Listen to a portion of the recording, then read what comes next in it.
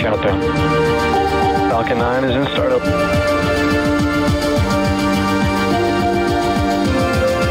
Dragon, SpaceX, go for launch.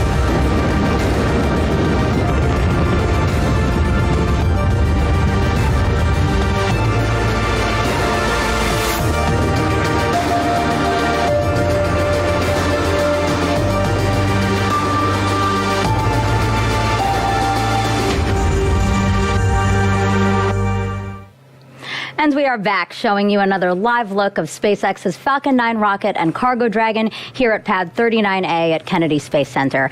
Yesterday's launch was scrubbed because of weather. We're going to try again in just about 14 minutes. Thank you for waking up with us again this Sunday morning. I don't know what day it is, guys. I'm Megan Cruz with NASA Communications, live from Kennedy Space Center in Florida. Today's launch at 3:14 a.m. Eastern Time is SpaceX's 23rd cargo resupply mission for NASA to the International Space Station. We are again simulcasting this live show on NASA TV and on SpaceX's webcast. Let's bring in Andy Tran now, live from SpaceX's headquarters in Hawthorne, California. Andy, I know you're also hoping for some better weather today, and it looks like we have it. Yeah, we are definitely continuing to keep an eye on the weather. If it does cooperate, this will be the third Dragon flight to the space station this year, and also the third cargo resupply mission with our upgraded Dragon. Following a successful launch, this Dragon will be joining the Crew 2 vehicle Endeavour, currently on orbit and attached to the International Space Station. For now, let's take a closer look at the vehicles out on the pad. On screen right now is a view of Dragon, and that is a view of Falcon 9 underneath it. It is a reusable two-stage rocket designed and manufactured by SpaceX. The bottom two-thirds of the vehicle is the first stage. Its objective is to accelerate the vehicle through the Earth's atmosphere to space and then separate from the rest of the rocket. This is going to be the fourth flight for today's first stage, which actually previously supported both the Crew 1 and Crew 2 missions for NASA. We are going to be attempting to recover the first stage again with our brand new drone ship named a Shortfall of Gravitas. There it is on screen. Above the first stage is the second stage. It has a single Merlin vacuum or MVAC engine, which ignites after the first stage separates. The second stage is what will carry Dragon to its intended orbit, allowing the spacecraft to eventually rendezvous with the International Space Station. And as we saw previously, Dragon is the spacecraft sitting on top of the rocket. To this day, Dragon remains the only spacecraft currently flying that's capable of transporting significant amounts of cargo to and from the Earth. So that's a little bit about our Dragon and Falcon 9 vehicles. Back to you, Megan. Thank you, Andy. And now I want to bring in Joshua Santora, also with NASA Communications. Joshua, can you walk us through yesterday's weather concerns and again, just how much better it's looking today? Yeah, Megan, as you said, it is looking so much better today. Appreciate that. And so yesterday we had a lot of concerns happening really close to launch. And as is the case with all weather concerns, it just takes time to get past them. And that's what we saw yesterday is we didn't have enough time. And so we were concerned about things that either actual natural lightning or generating lightning as we flew through the atmosphere. And so that really kind of forced us to wave off yesterday's attempt. Today, things are looking phenomenal. Take a look here. This is only a 20% chance that we would have a violation of our launch constraints, which means we are 80% go on weather. The only things we're watching are some clouds in the area and the potential for precipitation. But by and large, we're extremely optimistic, now targeting launch in about 11 minutes from now. That report coming from the Space Launch Delta 45 folks with the Space Force. Appreciate Launch Weather Officer Brian Cizik walking us through that. And then the range taking care of public health and safety as well, the land around the launch pad, the water over which we fly, the air we fly through, and the space we're headed to, doing the collision on launch avoidance assessments, and those all look clear. So we are on track for our liftoff on time at 3:49 a.m. Eastern Time. That timing is so precise because we have a single second in order to be able to rendezvous with the space station, currently traveling at 17,500 miles an hour, and we're set to rendezvous and dock tomorrow morning, Monday, at 11 a.m. Eastern Time, with our coverage beginning at about 9:30 a.m. Eastern Time. So, Megan, technically really quiet, weather looking really solid. Everything is go at this moment. That's it for now. Back to you. I'm loving your update, Joshua. Thanks for that. All right, T-minus 10 minutes to launch now. How about we take a look at some of the science flying to station today?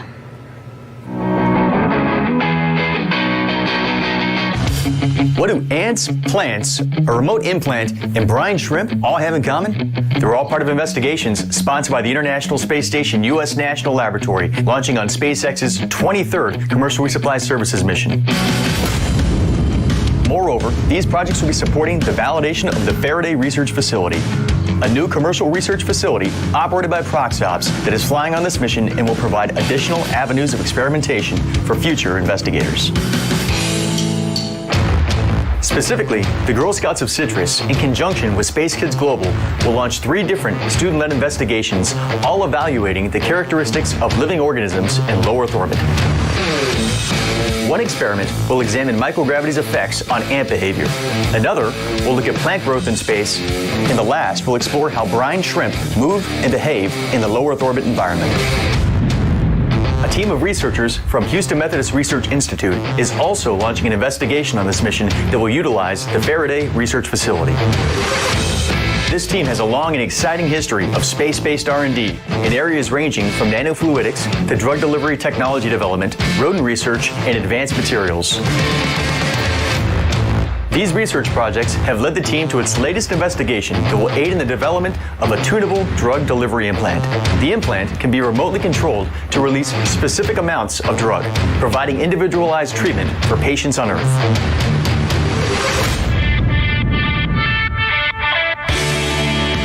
These are only a few of the ISS National Lab sponsored projects launching on SpaceX CRS-23. Research sponsored by the National Lab aims to bring value to our nation and drive a robust market in low Earth orbit. To learn more about all investigations sponsored by the ISS National Lab flying on this mission, please visit our mission overview page at issnationallab.org. All very interesting and really a wide variety of science. Researchers use the unique opportunity to study things in microgravity to hopefully uncover ways to improve human spaceflight or how we do things here on Earth. Some of today's experiments were loaded onto Dragon just right before yesterday's launch attempt. You can see video there of what we call that late load. Each person is carefully handling the time-sensitive experiments that needed to be packed into Dragon as close to launch as possible. But what happens to the science once it arrives at the space station? Let's take a look at a special tour we shot just for you guys with the astronauts on board. Hello and welcome aboard the International Space Station. I'm NASA astronaut Megan MacArthur along with my crewmate Shane Kimbrough. We are getting ready for the SpaceX 23 cargo mission coming up soon, and we're very excited. It's going to be keeping us pretty busy. Hey Megan, let's go show them around the space station a little bit and we'll show you where some of these experiments are going to be done. Welcome to the European module called Columbus. This is where a lot of the SpaceX 23 experiments are going to hang out. One of those is called Apex 8, which is going to study the response to stressors at the genetic level of plants. Now they're going to be really small plants in petri dishes that we're going to eventually put into this facility here that's called Veggie. It's a veggie plant growth facility. On my last flight, I got to grow lettuce in here, and we got to actually harvest that and eat it, so that's pretty cool. One of the things we're trying to do is to learn how to engineer plants to grow better in microgravity, and what we learn from that will be able to help us in the future in space travel, but also help people on Earth grow things better. Now, this isn't the only facility we have on the International Space Station to grow things. We have an advanced plant habitat, and currently we're growing chili peppers in there, which we hope to harvest towards the end of our mission.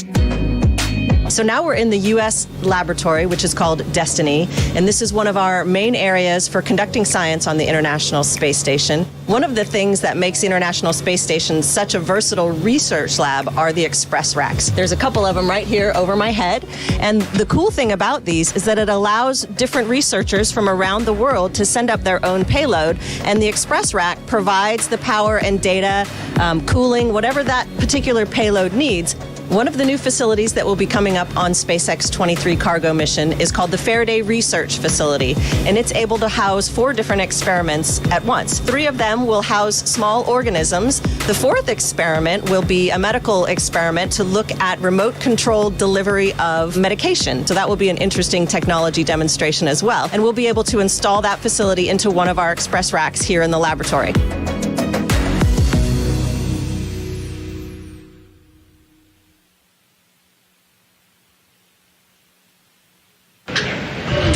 And that was NASA astronauts Megan MacArthur and Shane Kimbrough aboard the International Space Station. And welcome to the International Space Station Flight Control Room. I am Shaniqua Vereen, live at the Johnson Space Center here in Houston, Texas. The team of flight controllers at Mission Control Houston today is being led by Flight Director Rebecca Wingfield. Teams here at Mission Control will really jump into action tonight into early Monday morning as Cargo Dragon approaches the International Space Station. There are currently 7 crew members living and working aboard the station. Expedition 65 consists of NASA astronauts Shane Kimbrough, Megan MacArthur, and Mark Vandehei, Roscosmos cosmonauts Pyotr Dubrov and Oleg Novitsky, Aki Hoshide of JAXA, and Thomas Pesquet of the European Space Agency.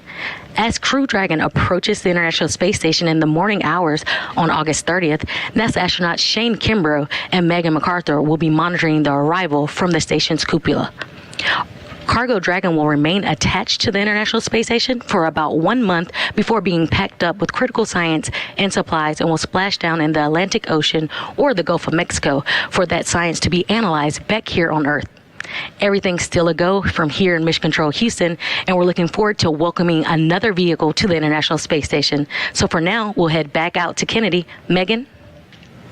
Great, Shaniqua, thanks. Let's get one last status update from Andy and Joshua before the final moments of the countdown. Guys? Thanks, Megan. We are about T-minus 3.5 minutes until liftoff. The SpaceX team is working no significant issues. Right now, we are expecting the strongback to be reclining away from the rocket to its pre-launch position, about 2 degrees away from Falcon 9, in order to prepare for liftoff. That strongback is part of the transporter erector. You can see on screen right now, it's starting to recline away from Falcon 9. The transporter erector is that large truss structure next to Falcon 9. Its job is, again, to retract away from the rocket and prepare for liftoff. At this point, RP-1 fuel is completely loaded on the second stage and nearly completely loaded on the first stage. Liquid oxygen loading is currently underway on both stages and will complete around the T-minus 2-minute mark. In these last few minutes, Falcon 9 is performing final health checks on its primary communications, avionics, and propulsion systems in preparation for flight. Dragon is undergoing vehicle health checks, and we did hear the call out T-minus 5 minutes for internal power. Switch to internal power, meaning it's living on its own, apart from ground support systems, which is great. We're also expecting right now the checkouts of the second stage thrust vector control actuators are underway. This is what we affectionately refer to as the engine wiggle test. Not very technical, but definitely kind of describes what we're talking about. We're moving the nozzles of those engines on the engine on the second stage to ensure we have control for the uphill climbing and navigating that vehicle. That's just part of making sure the guidance hardware is go for flight. SpaceX will do the exact same thing for all of the first stage engines just a few seconds before ignition. All of this in preparation for our rendezvous with Space Station tomorrow morning. And Space Station right now we're on approach for. We're catching up to. Launch load complete. Is just over the south edge of Australia as we speak. Dragon is in auto idle. And we just heard the call out that LOX load has been completed. That will wrap up propellant loading for the vehicle. You can start to see some white clouds forming around Falcon 9 and Dragon. That is normal and expected for us at this stage in the countdown. That is super chill liquid oxygen starting to condense as it reaches the warmer ambient air temperatures of Florida.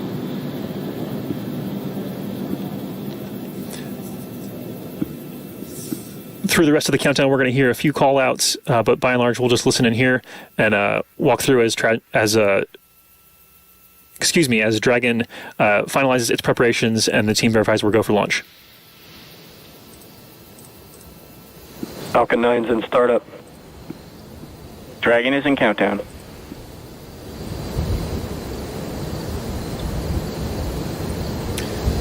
Both stages are now pressurizing for launch. Range and weather should both be good to go. Falcon 9, CRS-23, go for launch.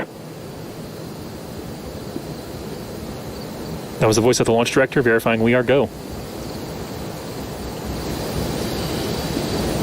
T-minus 30 seconds.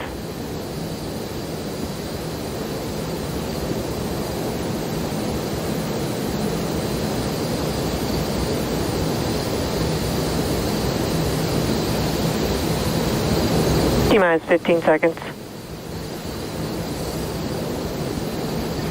10, 9, 8, 7, 6, 5, 4, 3, 2, 1, 0. Ignition and liftoff. Cargo Dragon takes flight, continuing a busy year of deliveries to a crew of 7 aboard the International Space Station.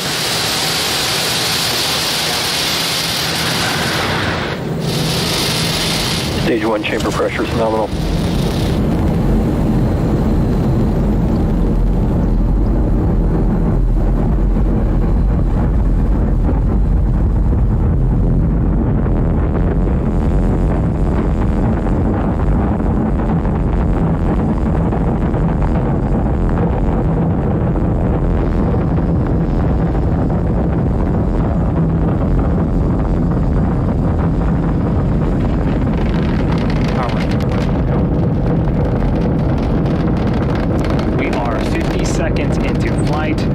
Falcon 9 has cleared the tower and is currently headed to space. In about 15 seconds here, we're coming up on max Q. This is where the vehicle will experience the highest amount of aerodynamic pressures.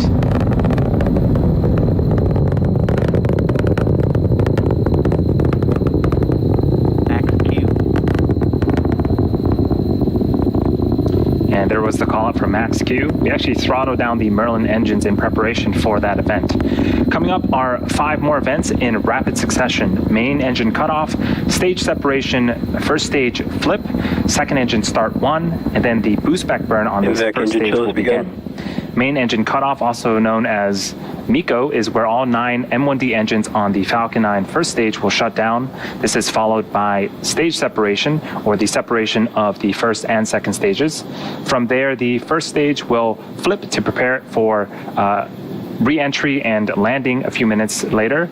And the Merlin vacuum engine on the second stage will ignite to boost Dragon to low Earth orbit, and that's also known as SES-1. The first stage will then begin its boost back burn. That is the first of 3 burns needed to land on our drone ship today. The first of those 5 events, main engine cutoff, is coming up in about 10 seconds.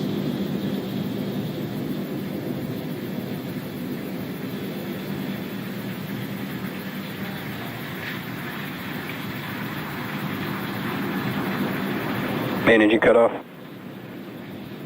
Stage separation confirmed.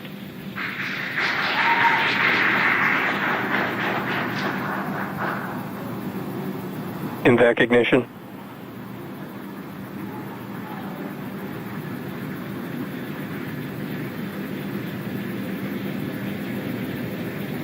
Stage 1 boost back burn startup.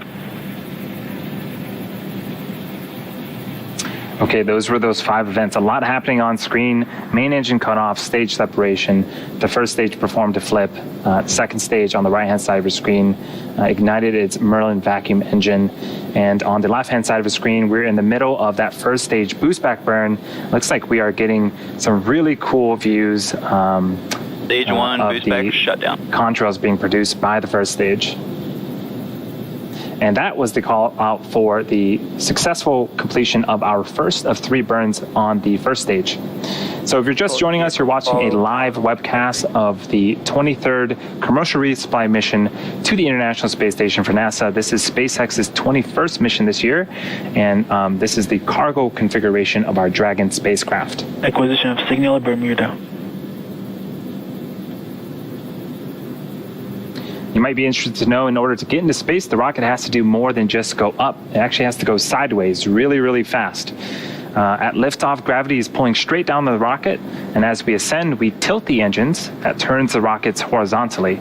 Now, we're still going up, but we're also heading horizontally away from the launch pad in what we call a gravity turn. The rocket typically needs to go about 7.5 kilometers per second, or 17,500 miles per hour horizontally, in order to avoid being pulled back down to Earth and get into orbit.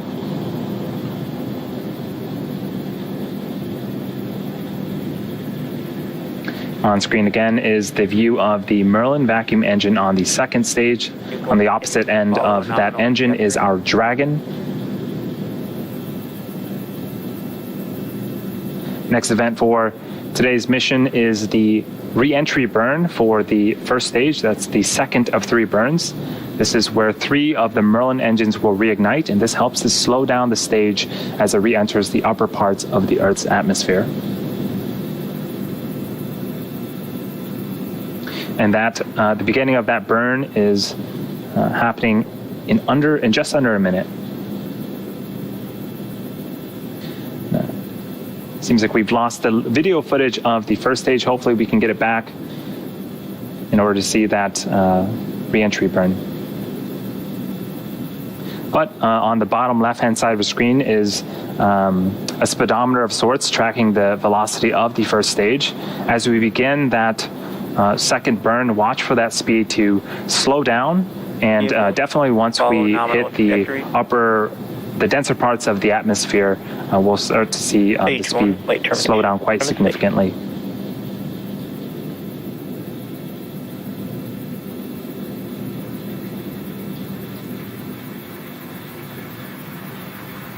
Stage 1, entry burn startup.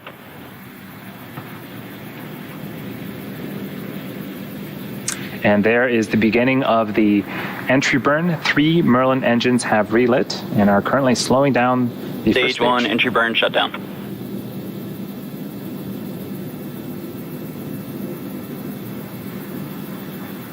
Awesome. That is the successful completion of the second burn. We are about 60 seconds away from landing, and the vehicle is traveling about 900 miles an hour. This really puts into perspective the deceleration. In the span of less than a minute, we'll have reduced the speed from the speed of a jet all the way down to 0 as the rocket lands.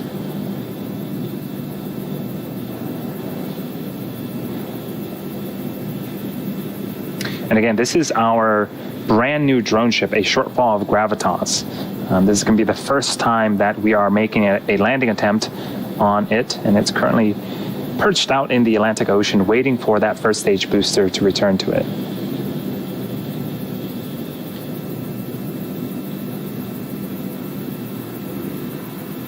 Stage 1, landing burn startup.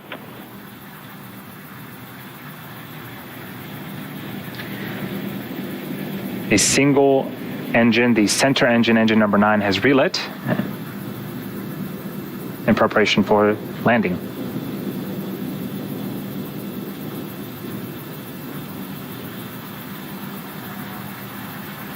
Stage 1, landing leg deploy.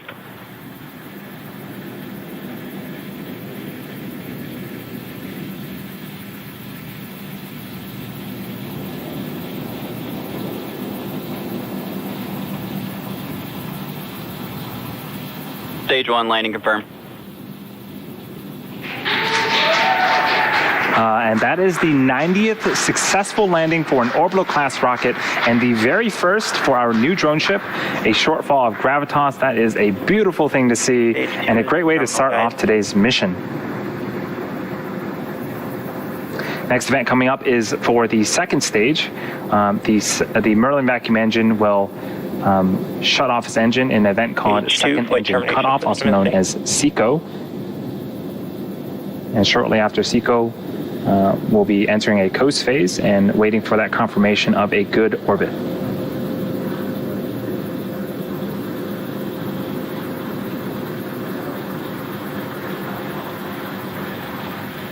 SECO.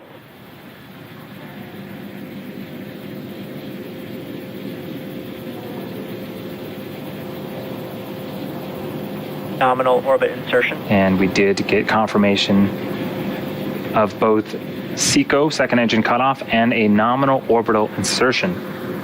Now, the second stage has one last major task, and that is commanding separation of Dragon a couple of minutes from now. Again, this is the second flight for this particular Dragon and the first reuse of our upgraded cargo vehicle. We should have video of Dragon separation from the top of the second stage. It'll give us a nice view into Dragon's unpressurized cargo trunk.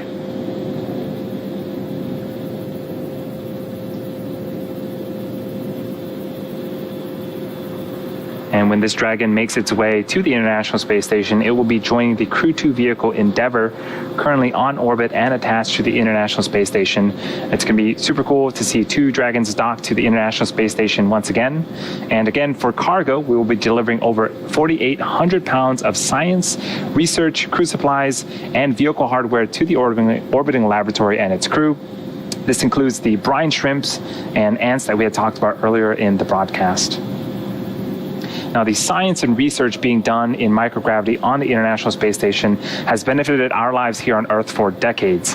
What's really cool is that our new Cargo Dragon vehicle is also able to act as a laboratory in the advancement of this science and research. We call this capability Extend the Lab. It allows some powered payloads to remain on Dragon for experimentation during the duration of the mission. This is especially helpful when there is limited to no space on station for additional science, and it also helps cut down the amount of time the crew has to move payloads in and out of Dragon. For CRS-23, there are 3 Extend the Lab payloads launching with the mission, and once docked, a 4th, which is currently already on the space station, will be added to Dragon. So we are about a minute away from that separation from Dragon from the second stage. For now, we are enjoying some views of the second stage Merlin vacuum engine. We can talk a little bit about the upgrades that have been made to Dragon.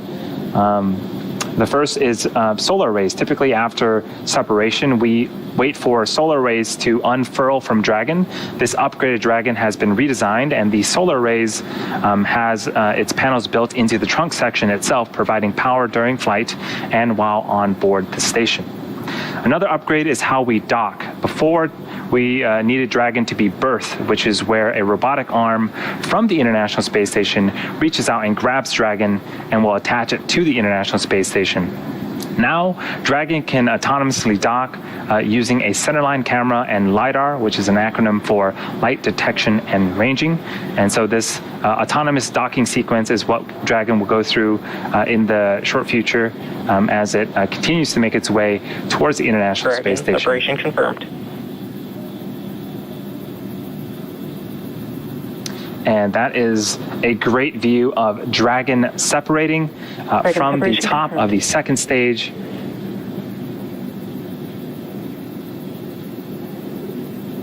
Now the service section Dracos will undergo some checkouts. Coming up is the beginning of the nose cone opening sequence. I'm going to hand it over to Shaniqua in Houston to talk a little bit more about that.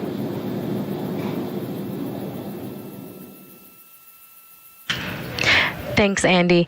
Everything is still going well back here in Houston and Mission Control Houston. Right after Dragon separated, it began a series of automatic checkouts, including some small firings of the Draco maneuvering thrusters.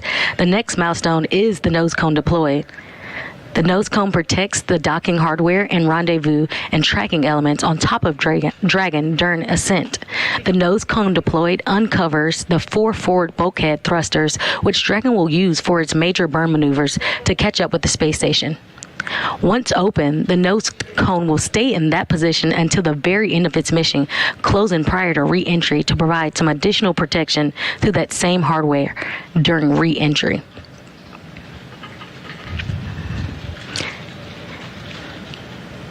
And we currently are waiting for confirmation for that nose cone to be deployed.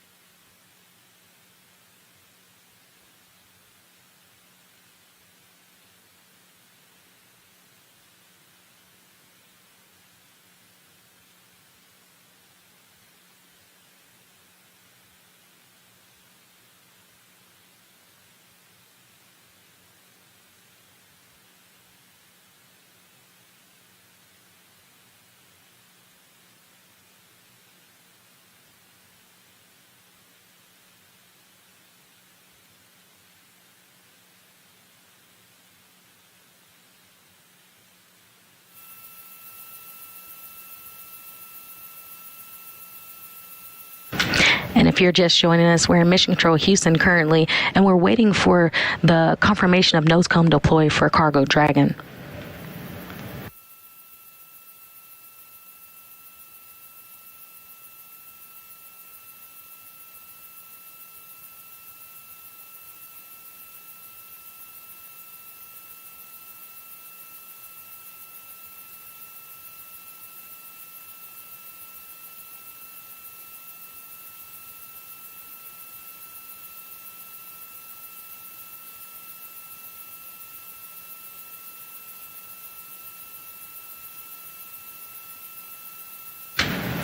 And as we still wait, we do have a special guest. Now joining me on the phone is manager of the International Space Station Systems Engineering and Integration Office, Jeff Aaron. Jeff, can you outline the major activities for the crew with CRS-23 for us? Sure can. In a word, they're going to be extremely busy conducting research. There's more than a metric ton of research arriving with SpaceX 23. Much of which needs to be removed in hours to days to start the science and research mission, because most of which will be completed in the entire 30-day mission from while SpaceX is on orbit. And then much of that science needs to return with the vehicle upon its departure. So in addition to the research mission, the crew will be conducting 3 EVAs over a 10-day period of time. 2 EVAs on the Russian segment, where 2 new power cables will be installed to enable additional power transfer to the new module, the module that just arrived actually a month ago today, the multi-purpose laboratory module, and 1 EVA on the U.S. segment to install the 3rd IROSA mod kit, which will enable the future solar array upgrade on the U.S. segment. Thanks, Jeff. And I know you mentioned a lot about the science and the hardware that's going up, but how critical are these deliveries for the station and for the astronauts aboard? Yeah, these commercial resupply missions are very, very important to continue advancing science aboard the space station. Over 3,000 experiments have been conducted during the station's lifetime, which we're now approaching, coming up on 21 years of continuous human presence. On this flight, SpaceX is packed with more than 2 metric tons of supplies, research, technology demonstrations, and hardware. The crew will stay busy unpacking and conducting these research activities, with the first several days being extremely critical for several experiments: the Faraday Research Facility, ESA Biofilms, and Tango Lab. And you mentioned, Jeff, as always, it's a busy time aboard the International Space Station with cargo vehicles and crews coming and going. You mentioned the 2 Russian spacewalks that are quickly approaching us. How complex will the next few months be for the station program and the global partnerships? Yeah, it's always a complex time on ISS. And SpaceX 23, as I think you pointed out earlier, it arrives tomorrow. So 30 some hours, when I'm trying to do real-time math here, 28 to 30 hours later, but 10 a.m. Central is when SpaceX will arrive. Following docking to the Node 2 forward port, and oh, by the way, this is the first cargo vehicle that will be docking to the forward port. The hatch will be opened about 2 hours later, and then the crew still has several hours of unpacking to do to begin the research program. And although the first EVA isn't until Friday of this week, the crew has already begun preparing for each of these upcoming spacewalks, which include suit preparations, tool gathering and packing, procedure reviews, and personally a lot of self-study for the astronauts.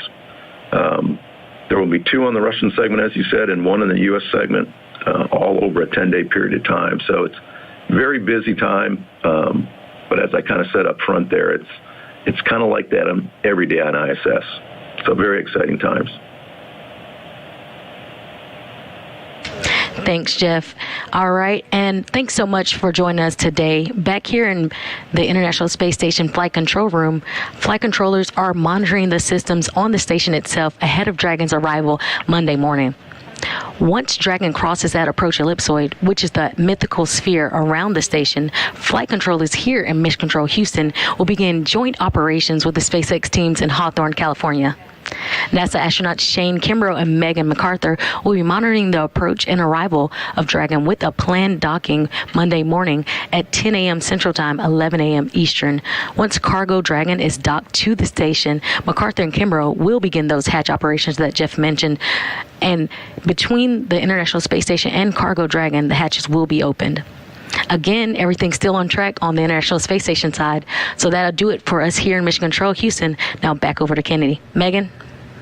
Thanks, Shaniqua. That's going to wrap up our launch coverage of SpaceX's 23rd Commercial Resupply Services mission. Cargo Dragon is on course to dock to the International Space Station at about 11 a.m. Eastern Time tomorrow. We will have live coverage of rendezvous and docking beginning at 9:30. In the meantime, you can learn even more about this mission on nasa.gov Commercial Resupply. Thank you for joining us, and we'll leave you with a replay of today's gorgeous launch. T-minus 15 seconds. 10, 9, 8, 7, 6, 5, 4, 3, 2, 1, 0. Ignition and liftoff. Cargo Dragon takes flight, continuing a busy year of deliveries to a crew of 7 aboard the International Space Station.